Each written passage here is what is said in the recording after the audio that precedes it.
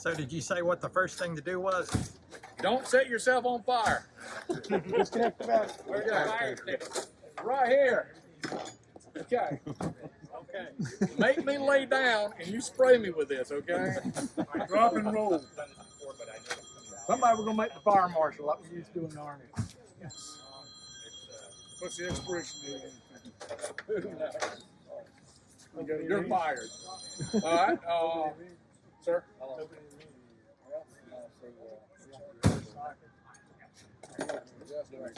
Vice grips, where's the vice? Okay. Now, on these throttle bodies, you'll notice that the outside screw is not missing, but it's already been pre-cut. And the reason I've done that is because y'all didn't need to sit for the next 15 minutes watch me cut the two throttles. But then you know how that goes. Then you can't get it out. It's stuck. So I went ahead and actually just went ahead and cut those down to proper size. I actually made them out of threaded rod. How about you have to cut it down? Half inch. It's on the website. 1/2 inch. And you cut it on the coarse side. Okay. All right, and let us do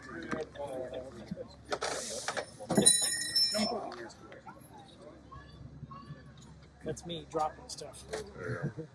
Yeah, as long as you Now, don't hit the ground. heads up, this engine is a jump motor. It is a really jump motor. It's going to blow by as much as it's going to do anything else, but it's a tough motor. But as I said, at this level, we're just trying to demonstrate what it looks like, the steps you need to go through for fuel injection, not to see how great it's going to run, because this engine didn't run good with carburetors the day before yesterday. But, like I say, more of a practical demonstration. And you can also remove. Does it come with a fuel pump plug? Yes, it does. A very nice one, but also one thing to remember is to take out the pump plug. I mean the pump actuator, because it pushes this right back out. So.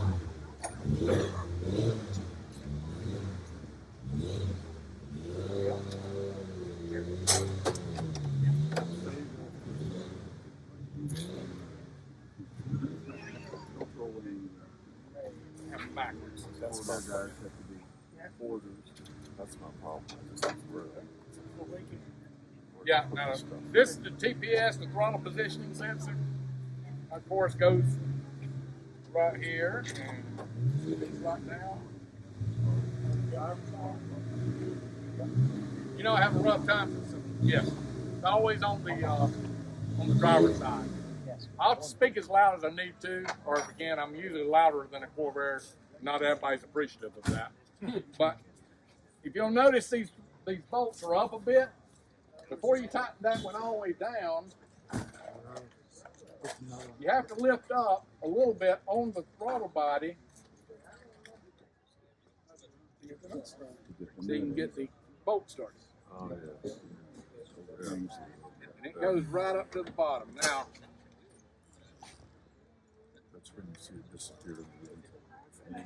You said it was ½ inch cut? you cut a ½ inch off the stud.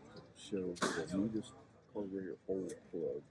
And I have those it's the little blue cap that comes on top of the county brake cleaner. Now this is a homemade tank, obviously. For off-road use only. For off-road use only. Yeah. They're dragging Okay. on the road use. This is your fuel pressure regulator. It's on the car. You've already mounted it, hopefully right up under the passenger area of the Corvair.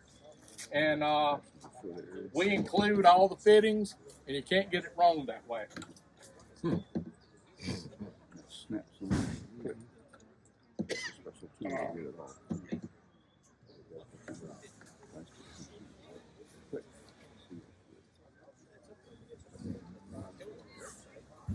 Is that the Corvette fuel filter?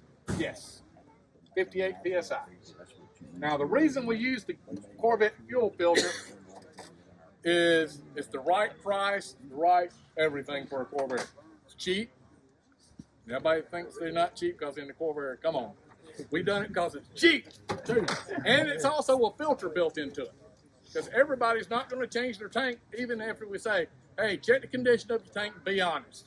You're not going to be honest. You're going to run that dirty tank. It's going to come through.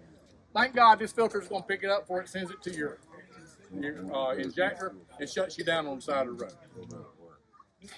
All right. Oh, we're moving.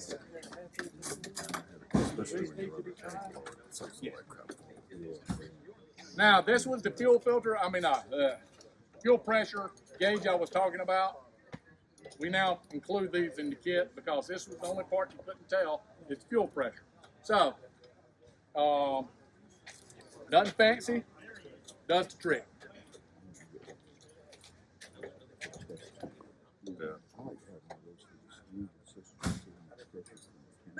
Then that's improved the kit for the pressure transducer.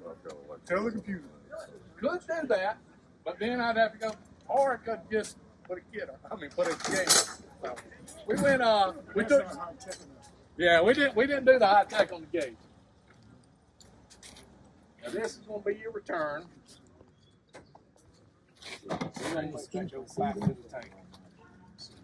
All right. Now this is not of the same, obviously, quality of our normal wiring harnesses. Everything that we see here today is seconds. So this is stuff like these throttle bodies are seconds because they wasn't cut high enough. And but again, we're here to show the practicality of what it takes us to set one of these up. So I'm going to emulate these being against the firewall.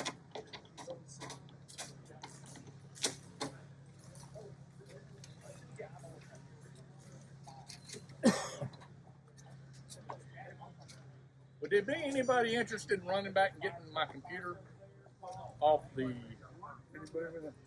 podium? I'd really appreciate it. I didn't think about bringing the computer. Okay, thanks. There's a go-kart. Yeah. I'm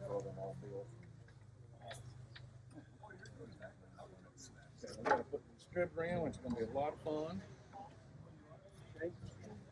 Yeah, we got to put another distributor in. And the part that I said not to forget was the temperature sensor. Temperature sensor. You're going to do this just like I did. You're going to put your throttle bodies on because you get all excited. But anyway, it fits right here under the head bolt between the number 2 and number 4.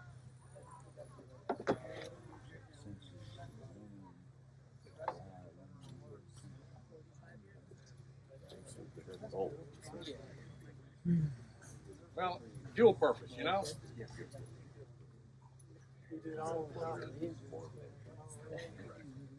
And like I said, we're trying to determine if the engine's cold, hot, or warm.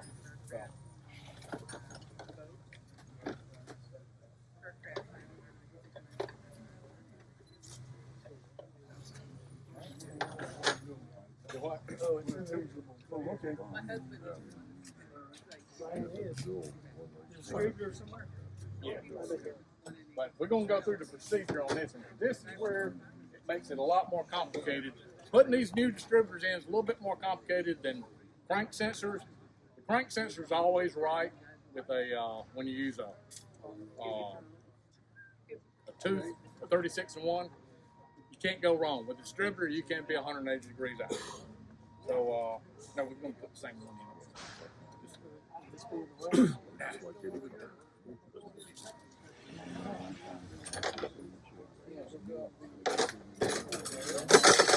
We had a guy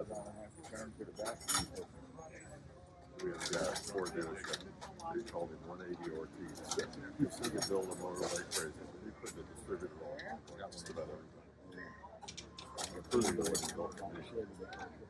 180 degrees out. Shouldn't need to. Yeah.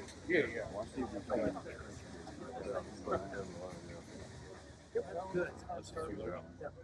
I still only found one black one. I've got it. One's in London.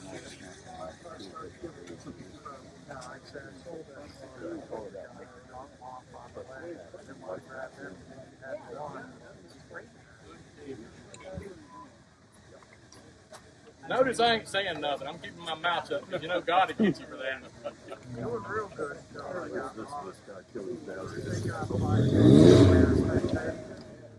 Yes, Mr. Sales, kid.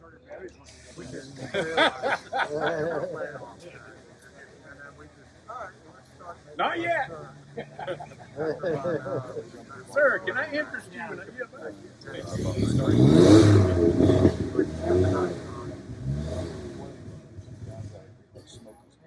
Chris wants Kansas City. So, We got to go downhill.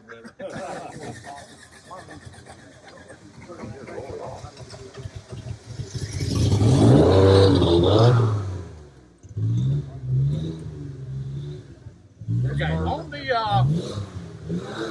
you don't have any threaded line wrenches, don't attempt to put the fuel lines on.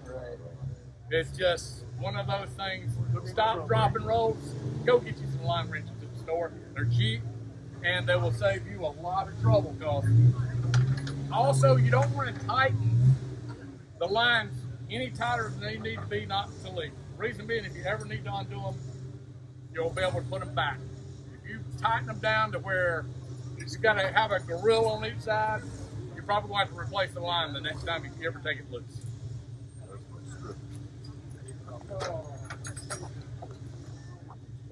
Now, to tighten up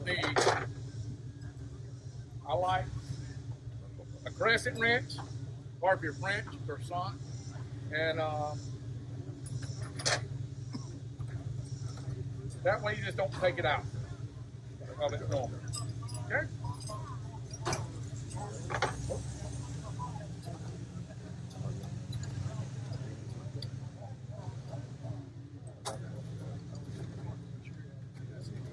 Thank you. Thank you. Never did hear of it.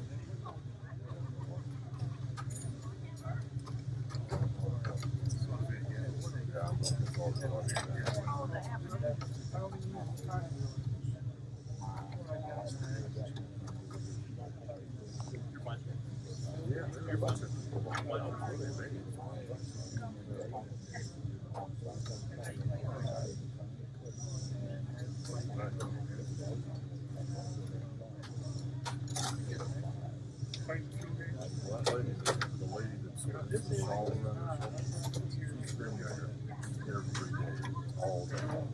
She's like 82. We'll find out here in a minute. Yeah. Just a good thing to know. All right, you think that we're good to go on there?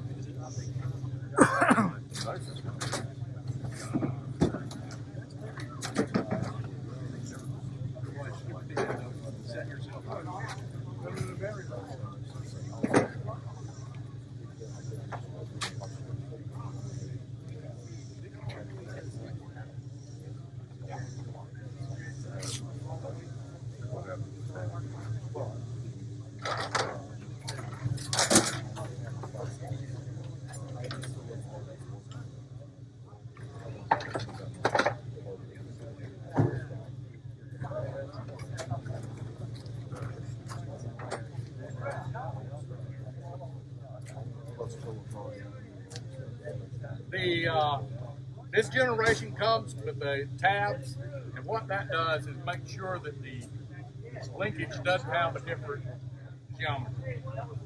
So this just brings it back up to the same as the regular Corvair. That one.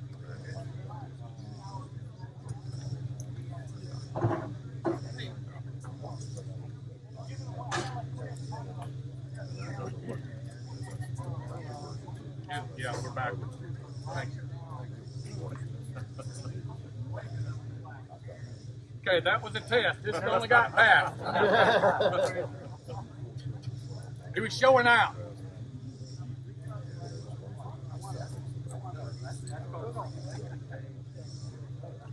Still using the stock screws on it? Yeah, initially I was going to cap head screws, but then the Allen wrench. Then I've kind of just went back. Even on the, we got so many carburetors in, I've just been throwing them into the tumbler, and it cleaned them up pretty well. And I'm like, well, that's really a pretty nice screw, and it looks good. So, looking for Phillips head screwdrivers.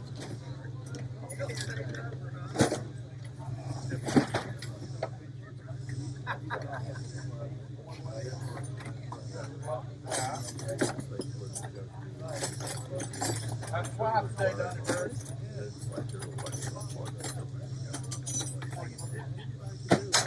Okay. I'm gonna do a quick fuel leak test. See where we are.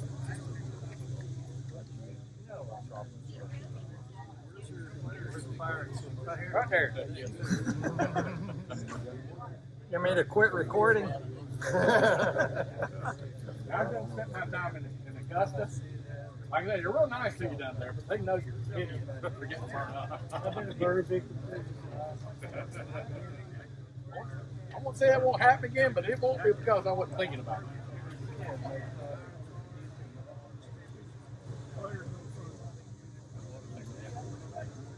Yeah.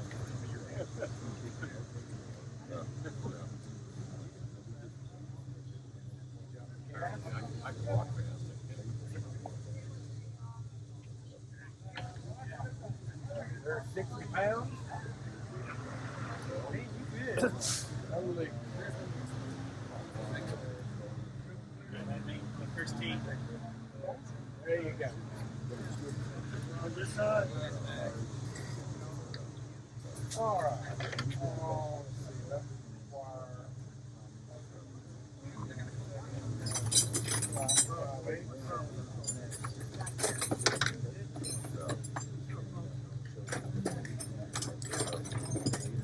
you'll work on that leak, and I'm going to work on the distributor.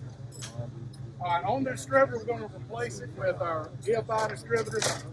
I've already, I took the cap off earlier and put it on the regular distributor just to save us time out here. So the first thing, the engine has to be rotated to 25 degrees, and that is to set up the number one. So comes with a piece of paper, a piece of actually a mailing label. You stick to the top of the harmonic balancer, move it out 25 degrees, and then of course there you are. That sticker is sitting on my desk at home. So I can use these. These are 5 degrees per, so should be easy enough. Notice I said the word should. So you have your number one TBC plus 25, right? Correct. I wonder why that's quicker than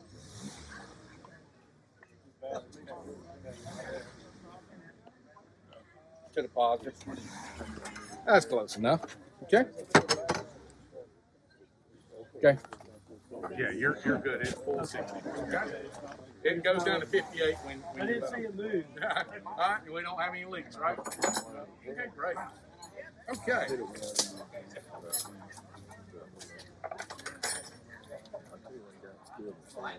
Yeah, this engine was actually, I fired it up a couple days ago on carburetors. I figured, you know what, I hadn't driven this engine, I hadn't cranked this engine in quite a few years. I don't think nothing would have happened to it in the garage. So I fired it up with carburetors, and it had this horrible knock. A knock that surprised me and scared me, because I was thinking I may have to pull another motor out of the shop and put one in, because this engine's in horribly bad shape. But it turned out to be flywheel. And so, thank goodness that was a quick and easy fix. Got us on the road. Flywheel. The noise was the flywheel. It's still got some other knocks, but I love the amount of blow by in this one, but yet it still runs.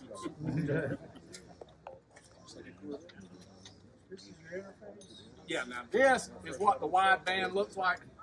I went ahead and that's a wideband O2 sensor. This is the wideband O2 controller.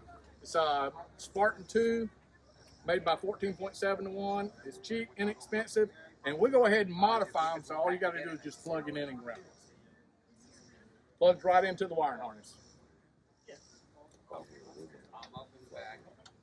Hey Ted, explain what you mean by wide band oxygen sensor. On the narrow band sensors, only can read 14.7 to 1. 14.7 to 1 is stowage, where all cars supposedly burn at their best, the most efficient, the most less polluting AFR. Not necessarily the most power, but the least amount of emissions. But it only reads at one time. So basically, the only time in the narrowband system, the only time the engine can use that information is when you're light throttle going down the highway. You're cruising in cruise mode, the narrowband starts reading, saying, hey, you're right there. Getting in too much gas, it pulls a little bit back. And it takes and just keeps that your engine running at 14.7. You pull up to a red light at an idle, O2 sensor's not working, not reading, doesn't care. Now, when you get to a wideband, it knows what the AFR is at all times. So on that table, you saw all those different settings, different wideband, different AFR ratios. I can program it to be at any ratio, at any RPM, or at any vacuum setting. So the engine is set to that. Basically, the engine can adjust at all times, not only when it's in cruise. So that's the big difference between the two.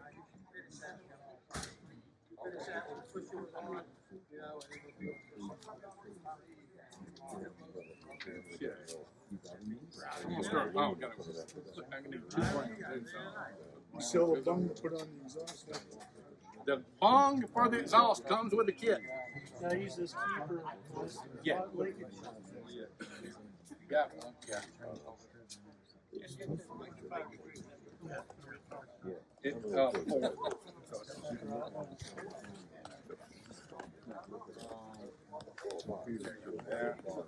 This is the part that worries me, people.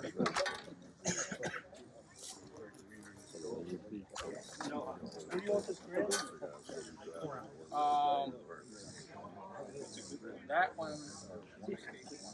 Oh, that one goes to Firewall? right, and then there's one that goes here. So 2 of them should be able to do it.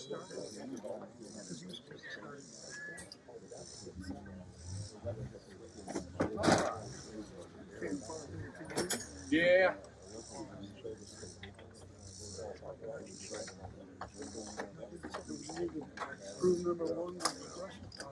No, I already done it at the house. I didn't figure we need to do that here, you know.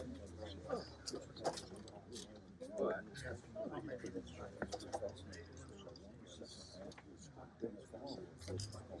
it did need to be done.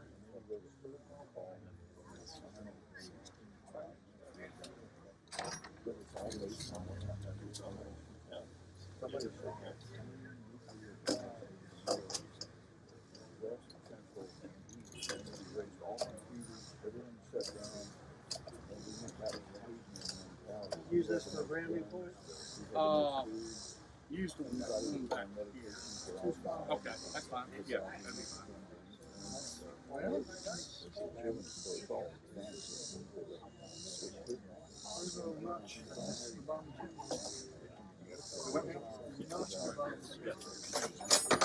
Yeah, I'm not worried about that. I'm trying to get the time set up.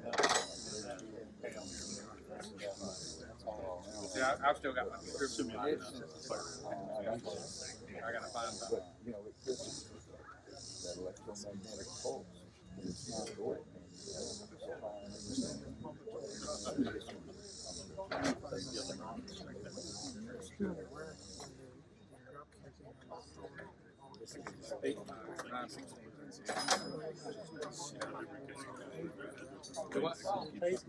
It was good.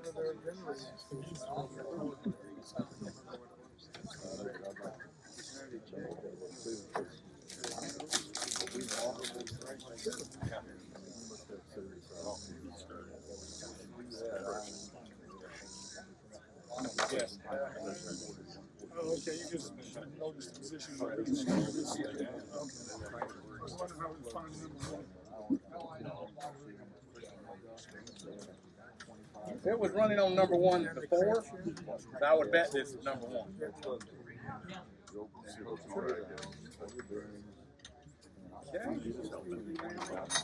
Yes, and it goes right around right there.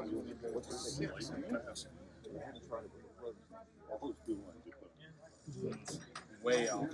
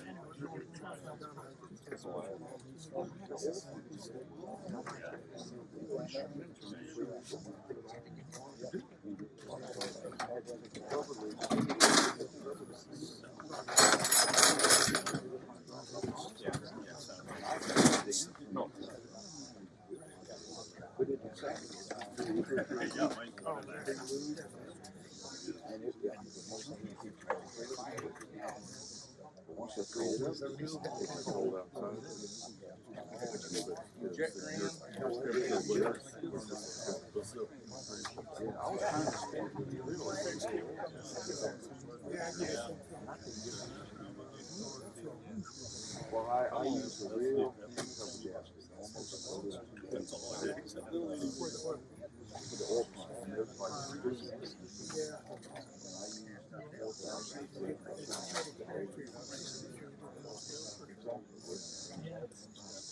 the one way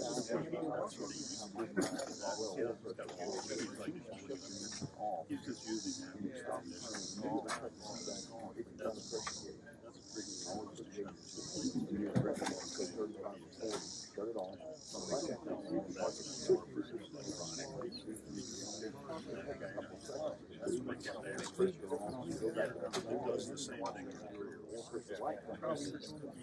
does it for you. I don't think they'll get rid of that side. But not in the world. Okay. Distributor.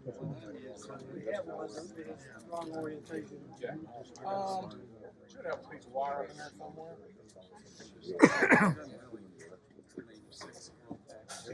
Can you go sing to us? Okay. You got a piece right here. Yeah, I see one. There. Oops. It's on your power. You got right on top. Yeah. There you Go to the fuel pump.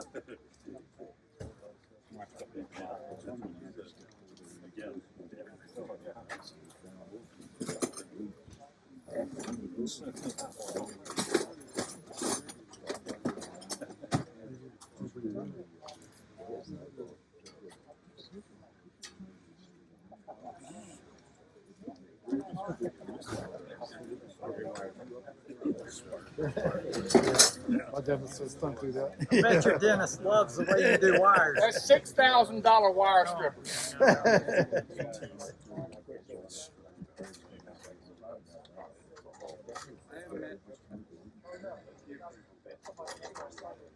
Okay, pretty much other than setting the distributor, we're just about there.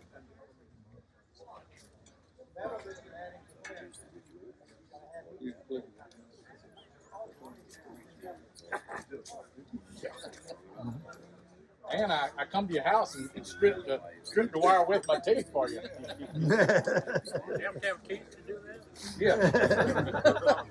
Well, actually, you don't have to, but it's very helpful. Here, Oh, that's okay. you're gonna need one of these.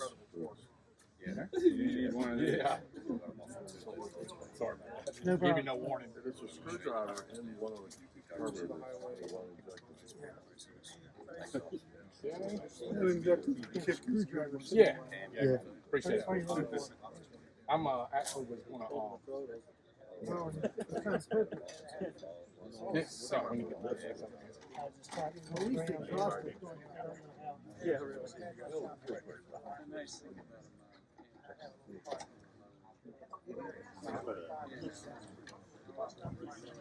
Get the computer fired up.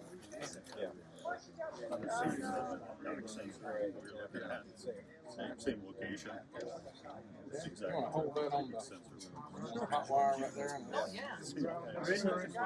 do what?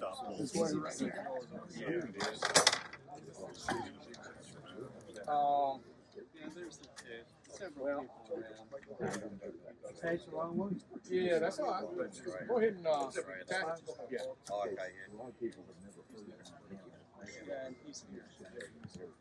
It does it too in San Antonio.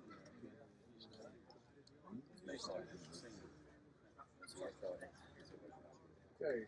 Now talking to the computer so I can see. Now, a good thing about saying I got a difference there.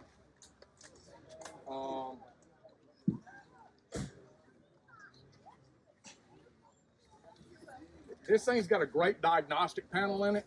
If you want to go here and say, before you even get started, but let's say you are having trouble, you can go to the diagnostics. And you can tell it to test the fuel pump, and then you can go through and tell it to test the coil, and you'll hear the coil pop, pop, pop, pop, pop. And then if you say, I want to test in left injector, pop, pop, pop, pop, pop, right injector, then you know right then you got all that out of the way. So the next start would be to crank it. But we're not that far yet. We still got a missing ground, and we got to still set up the distributor. And then we're going to attempt to crank this thing, and it's going to try to make an idiot out of how many people are here in front of me. But hopefully we'll have that. But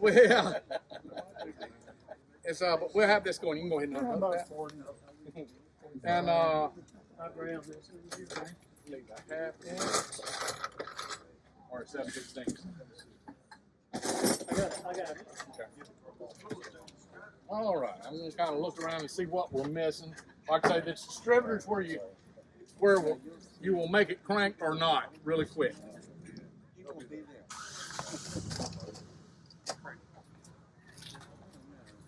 Okay. Negative, positive. Yeah, you're good on that. Tighten them down.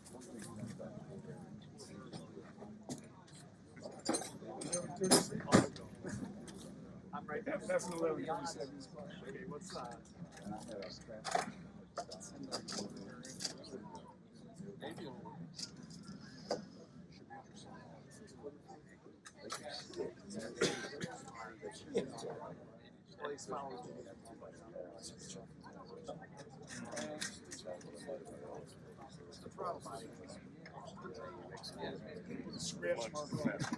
got that right.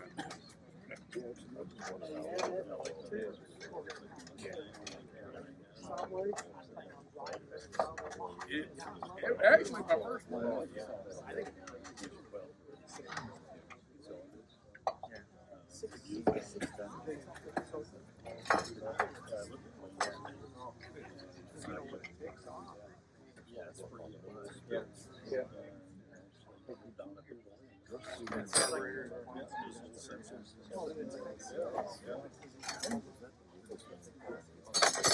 Alright, this is where I'm going to set the phasing. The phasing seems to be out. That distributor.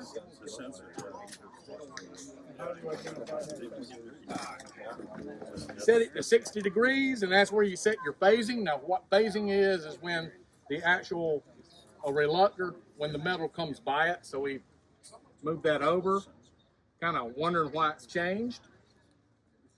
But just tighten it down, you're good. You just basically got to eyeball it. Okay.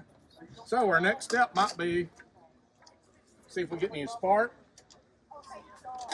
And if not, we made a mistake somewhere. Okay, here we go. We're starting the blame game already. My point, church. he worked good. And they've never burned in 30 years. Wasn't the points, it was a condenser. Okay. Two condensers.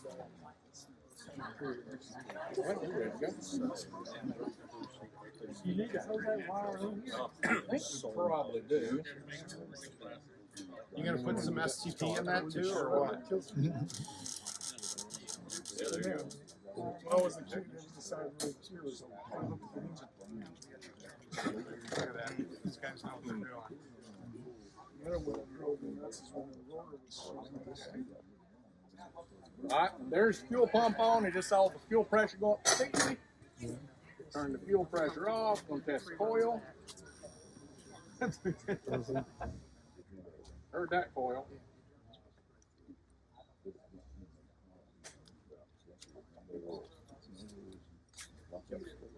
All right, and then we're gonna test the injectors. Got the injectors listed on both sides.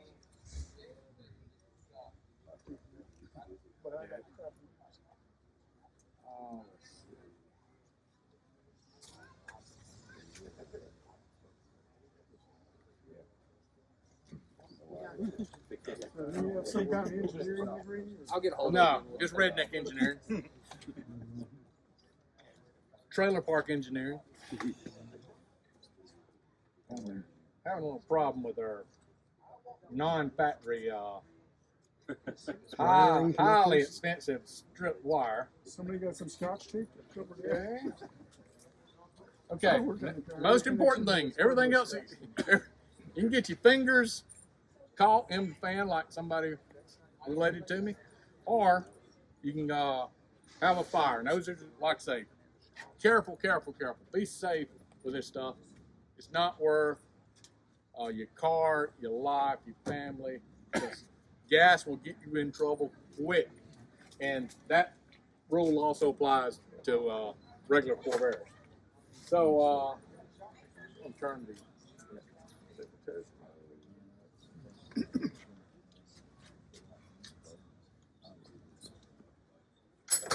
let's see.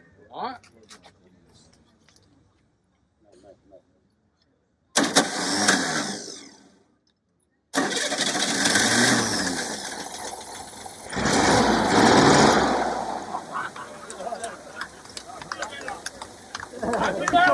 Let me show you this. Obviously, a very good engine.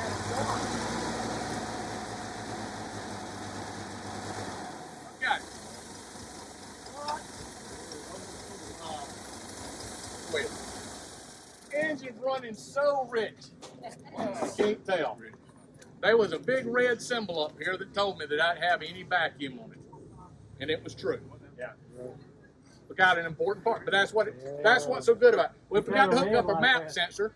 Because there was no map sensor, it thought it was wide open. So it was putting up enough fuel to run wide open. Wow. So now we're going to put that back on now. Let's go. And then my factory plug right here. Yeah. But that engine was smoking just for us. I wasn't about to tell him. You were set up. He never liked me anyway. Why? I got rid of the mosquitoes.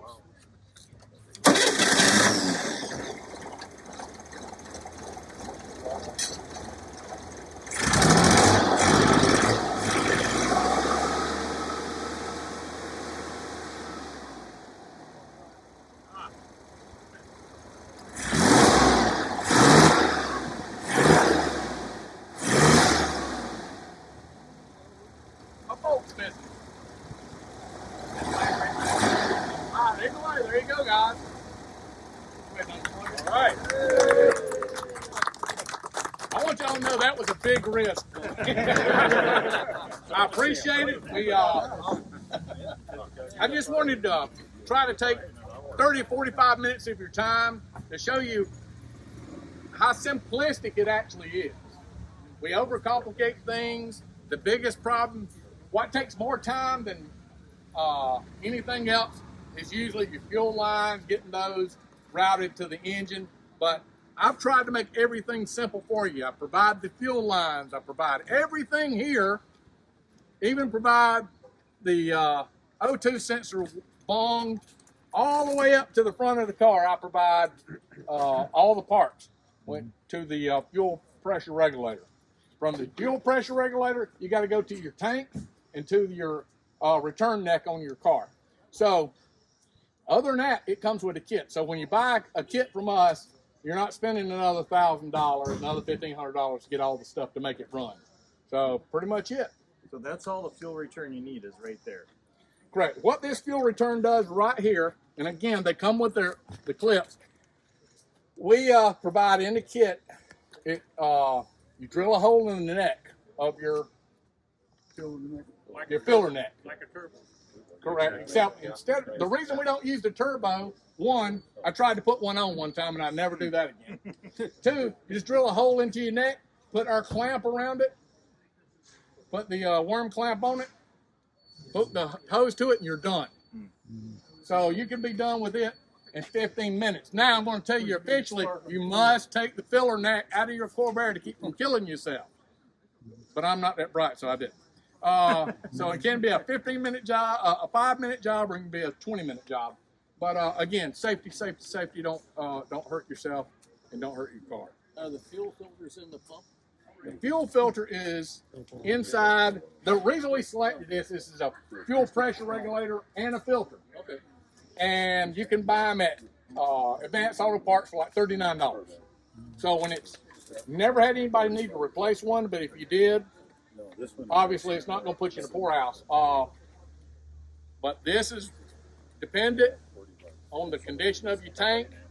Normally, before this fills up, you've already destroyed the fuel pump. But we put a good filter sock on the fuel pump so you don't have to worry about it. But think about your tank and your lines when you do it. Sometimes you're not thinking about the lines. Your lines also get rusty. All right, any other questions? How long before you have your turbo set up? All right, somebody said something about turbo to me. I'm going to go ahead and unhook this. I don't drink. I've been sober for 27 years, but I probably should. And you might think after you see this turbo, maybe I do. But I've been wanting to play with the turbo for a while because I don't think there's any Corvair that could benefit from EFI more than a turbo. The good cranking in the morning and obviously not cranking. I went to the Knoxville convention and I talked to one of the guys that was on the assembly line at General Motors, and he worked on turbos. He said, "Son, we couldn't make them run from the factory. What makes you think you're gonna make one run?" There you go. All right. Turbo. Setting on the engine. This is nothing but. This is I call it my fake turbo. And what I did to make it, it's got the injectors. It's identical to this. Same injectors.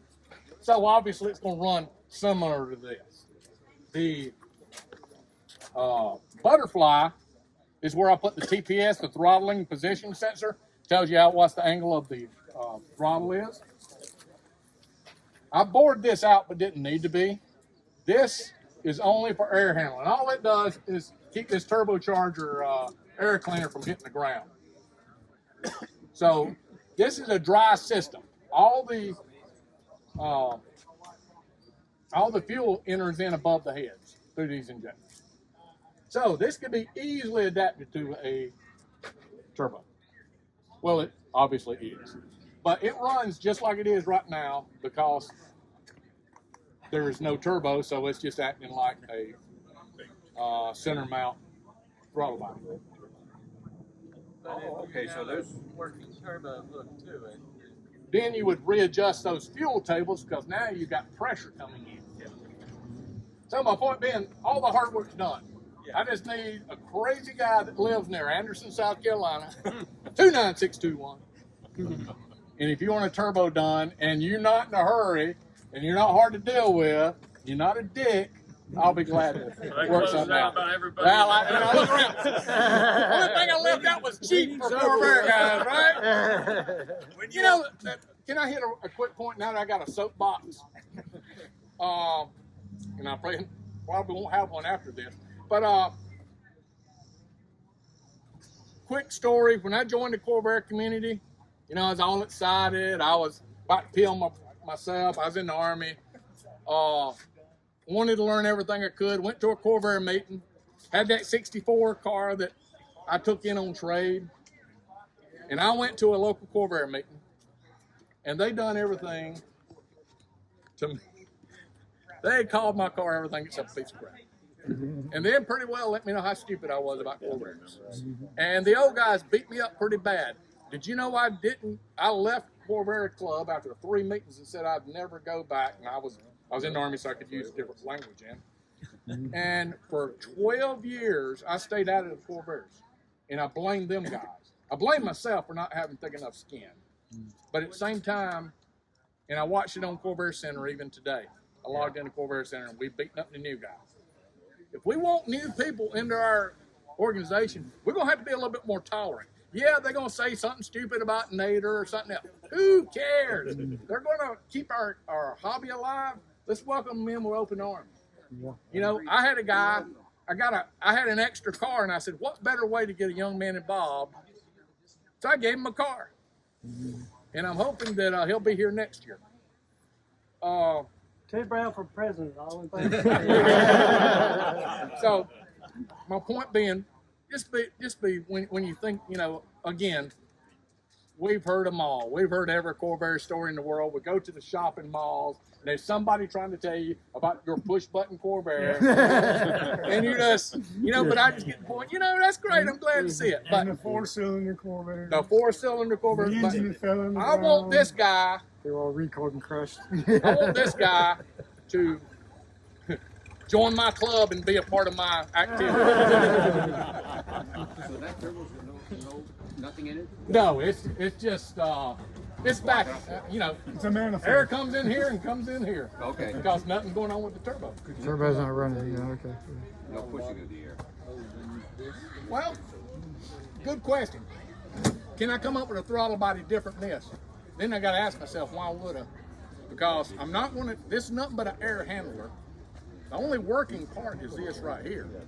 So this is just to hold the cool air cleaner. Yeah. I want it to look bonus. Now, You want to look original, yeah. right now, Yeah.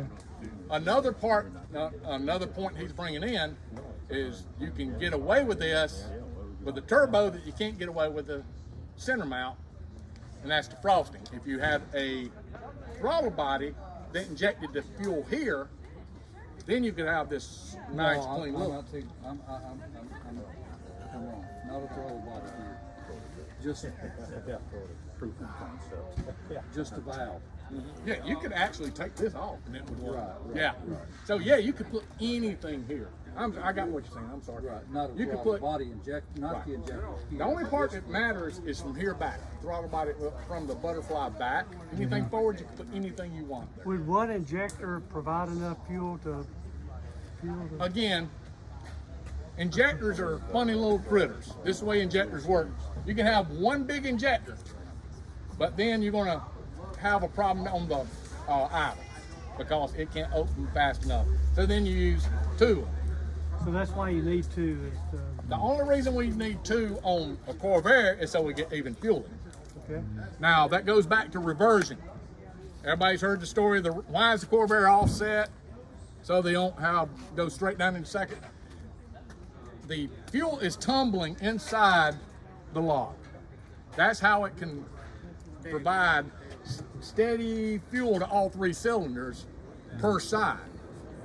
And that is the reason I've kept the same type of setup. If you really wanted a great EFI system for a Corvair, you would have port injection.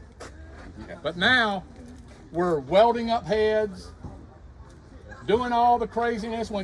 Listen, you're going to have a much better running Corvair if you got port injection. There's a reason that the auto industry went to port injection over throttle bodies. But I wanted to keep the same. I wanted you to, on the way this show, you drop a valve, that all you need is a Corvair head. You don't need a welder. Okay, so that's why I try to keep all the parts stock. I try to keep everything Corvair, and if you have a problem, you can fix it with Corvair. When I go on the trip, me and my wife take many. I've got 220,000 miles on the convertible, y'all. Many y'all see it if you see me on the internet and Facebook. The fuel system, engine, and all that don't worry me. Rear wheel bearings bother me because that's going to put me on the side of the road quicker and cause me a lot of trouble when I'm out on the highway. And then 2 weeks ago, me and my wife hop in my convertible, and we got less than 75 miles from the house, and I heard the chirping. And I'm like, really? After I just had mentioned that the only thing that worries me about driving Corvairs long distance is Corvair stuff, differentials, and wheel bearings, stuff you can't fix on the road or get readily parts for. But yeah, I'll drive it to California tomorrow. Not this one. It's got fuel But- injection, it'll make it. Yeah. More air going through it. Okay. Question is, do you need more air going through it? I bored these out. If you'll notice, I bored it out. That's a pretty big hole for a Corvair. Now, the reason they made these this size for a turbo is so you wouldn't blow the engine up. Like I said, I got the 2-inch too. Right.